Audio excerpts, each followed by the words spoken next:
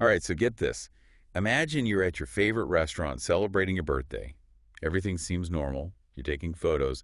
But little do you know, a hitman has been hired to take you out. Yeah. Pretty chilling, right? Yeah. Well, that's the story we're diving into today. A real-life murder-for-hire plot that played out in Charleston, South Carolina. And it's a story that really highlights how appearances can be deceiving, how beneath the surface of a seemingly perfect life, there can be dark secrets and dangerous motives. Absolutely. You guys sent us some incredible source material on this case, and trust me, it's a wild ride. It is. So we're talking about Chris and Nancy Lamb, a couple who, on the surface, seemed to have it all. Right, they were living the Charleston dream. He was a successful banker. She was a socialite serving on the state lottery commission. You know, picture perfect, right? Yeah, the kind of couple you see in magazine spreads. Exactly. But behind those smiles and social media posts, their 22-year marriage was falling apart. And it all really came to a head on a family vacation at Lake Greenwood. Oh, this is where it gets interesting. Yeah, picture it's their last night on vacation. The sun is setting over the lake. They're out on their boat, and Chris drops a bombshell. Oh, He wants a divorce. talk about a mood killer. Right. So what did Nancy say? Well, Nancy claims she was totally blindsided that the divorce came out of nowhere, but Chris tells a different story. Oh, really? Yeah, he says he had found evidence of Nancy's infidelity, and he confronted her right there on the boat demanding a divorce. Wow, so it's a classic he said, she said situation. Exactly, and without being a fly on the wall of that boat, we may never know the full truth. True, but what we do know is that this vacation marked a turning point. A shift from this picture-perfect life into something much darker. And here's where things take a really bizarre turn. Just a few days after this tense boat ride, they're all back in Charleston celebrating Nancy's 45th birthday at her favorite Japanese steakhouse.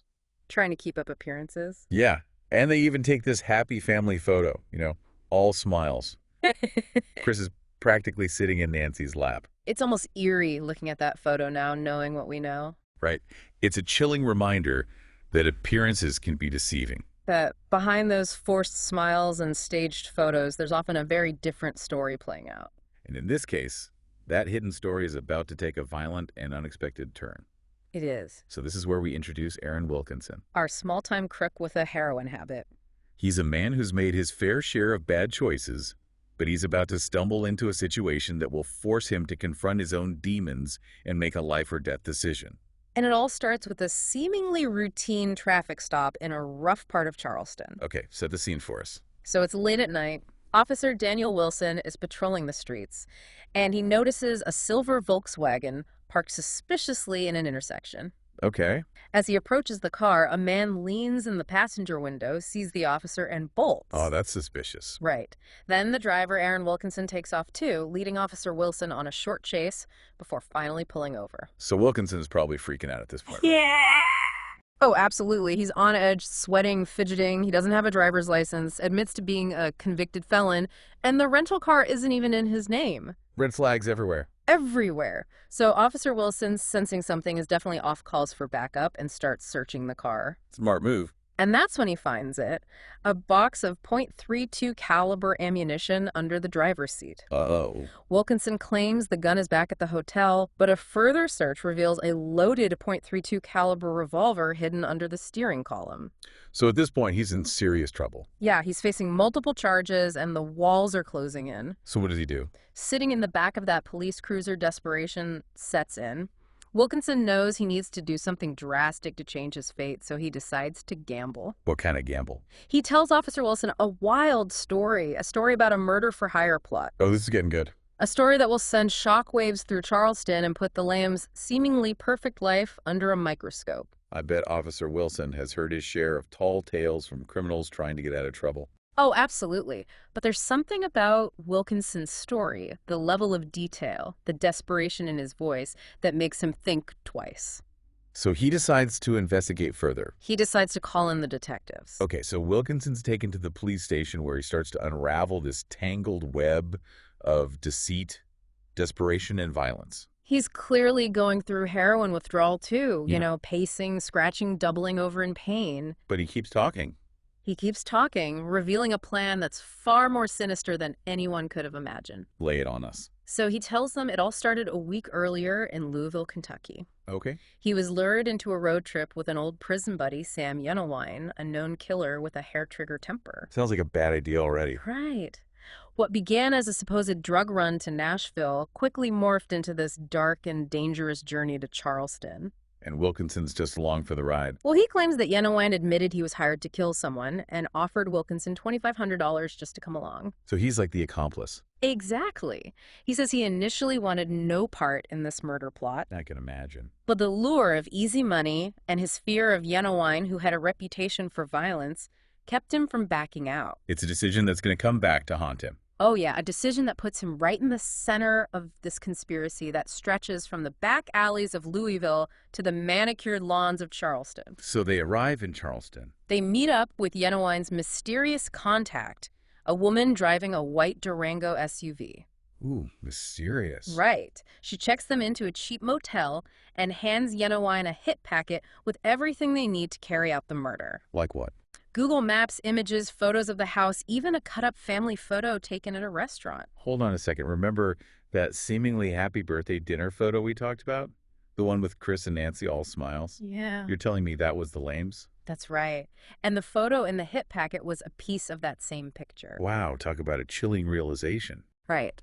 For Wilkinson, seeing that photo, realizing this wasn't just some abstract plan, that real people with lives and families were involved, seems to have shaken him to his core. He had to know he needed to find a way to stop this murder. He did, but he was trapped, caught between his fear of Yenawine and his growing conscience. What a dilemma. And this is where Wilkinson's story takes an even more bizarre turn. Okay, I'm on the edge of my seat. He concocts this risky plan to stall for time. Well, A plan that involves pretending to take over the hit himself. Whoa, he's playing a dangerous game. He convinces Yenawine to let him handle the murder, figuring that if he can delay it past the start of the Lames divorce trial, the motive for the hit would disappear and maybe, just maybe, he could slip away unnoticed. Clever, but risky. Very risky. But there was just one problem. He needed more money to stay in Charleston and keep up appearances. Of course. Desperate for cash and battling heroin withdrawal, Wilkinson turns to Google, searching for where to buy heroin in Charleston. Not the best decision. No, this search leads him to the very street where Officer Wilson spots him just hours later, setting in motion a chain of events that will expose the truth and put everyone involved in danger. So what happens next? You'll have to wait for part 2 of our deep dive to find out. So picture this, right? Wilkinson's stuck. He's told the police this crazy story, but he's also terrified of what Yenawine, the hitman, will do if he finds out. Yeah, he's walking a tightrope. Absolutely. It's a high-stakes game of deception, and Wilkinson's life is hanging in the balance. And the police have a tough job too, right? Oh, yeah. They need to move fast if they're going to prevent a murder. But they can't tip their hand either. Exactly. If they spook Yenawine, he could disappear, and the whole thing could blow up in their faces. So what's their next move? Well, Wilkinson claims he has evidence back at the hotel room, the so-called hit packet Yenawine gave him. That's right, he mentioned that. Supposedly, it has photos of the Lama's house maps. You know, even a piece of that birthday dinner photo we talked about. The one from the restaurant? The very same. So that packet could be crucial for the police. Oh, yeah. It could corroborate Wilkinson's story, give them enough to build a case. But they have to be careful too, right? Of course, Wilkinson's a known liar. They can't just take his word for He him. could be leading them on a wild goose chase. Exactly. So they decide to take a calculated risk. What do? They go back to the hotel room with Wilkinson, hoping to find this hit packet. It's like something out of a movie. I know, right? And get this, they actually find it. No way. Right where Wilkinson said it would be. So what's in it? A plain envelope, just like he described inside Google Maps, printouts, photos of the Lamb's house, and most chillingly, a piece of that family birthday photo. That's incredible. It is that innocent photo taken at a happy family celebration now becomes a piece of a sinister puzzle, a tangible link to a murder plot. So this changes things for the investigation, right? Absolutely. Finding that packet gives Wilkinson's story a lot more credibility. The police now have a concrete reason to believe someone is trying to harm the Lambs. But it also raises the stakes. Now they have to figure out who hired Yenawine and why. And suspicion has to fall on the Lambs themselves, right? Look, their relationships, their secrets, their potential motives, all of it comes under scrutiny. I mean, the Lames were prominent figures in Charleston society. They were. Chris was a successful banker with connections to the city's elite. Nancy was a socialite. She served on the state lottery commission. The idea that someone wanted one of them dead must have been shocking to a lot of people. It was, but as the police dug deeper, they started uncovering a darker side to the lamb's seemingly perfect life. What did they find? Well, remember, Chris and Nancy were on the verge of a very public and very contentious divorce. Right, lots of bad blood there. Accusations of infidelity battles over money and assets. It was a recipe for disaster. And let's not forget about that mysterious woman driving the white Durango. Oh yeah, she's a key player. The one who hired Yenowan provided him with the money and the hit packet. Who is she, and what's her connection to the lambs? That becomes the central question for the police. It's like a puzzle they have to solve. It is unraveling her identity and her motives is crucial to understanding why someone wanted one of the lambs dead. So we've got this tangled web of intrigue, Yeah. a couple on the brink of a messy divorce, a small-time criminal turned informant, a shadowy female figure pulling the strings, and the police racing against time to prevent a murder. It's a classic true crime thriller, full of twists and turns that keep you guessing until the very end. So we've got this bitter divorce, right? Rumors of infidelity, a whole lot of money at stake. Yeah, it's a classic recipe for motive. It really is, but the question is, who benefits the most if one of the lambs is out of the picture? Well, the police uncovered a pretty substantial life insurance policy on Chris Lamb. Oh, really? Yeah, and guess who the beneficiary was? Let me guess, Nancy. Bingo. So if Chris died, Nancy gets a big payout. A hefty sum that could solve a lot of problems, especially with a messy divorce on the horizon. So is Nancy behind all this? It's certainly a possibility. Maybe she was driven by the money, or maybe it was revenge for the infidelity.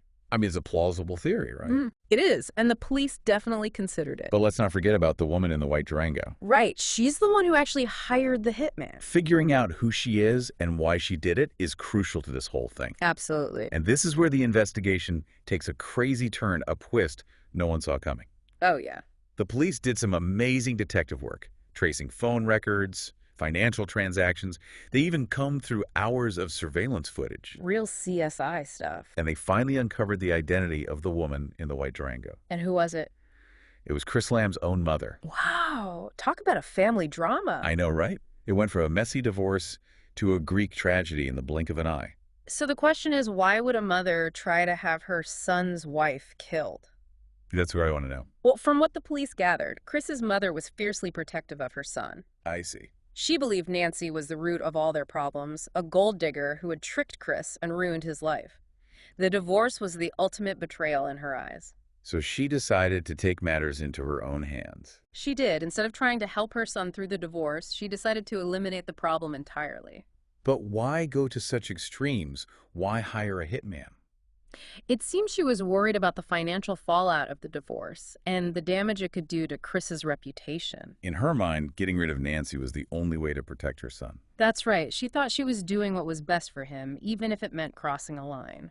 It's a twisted kind of logic, a dangerous combination of love and loyalty. It is. So what happened to everyone in the end?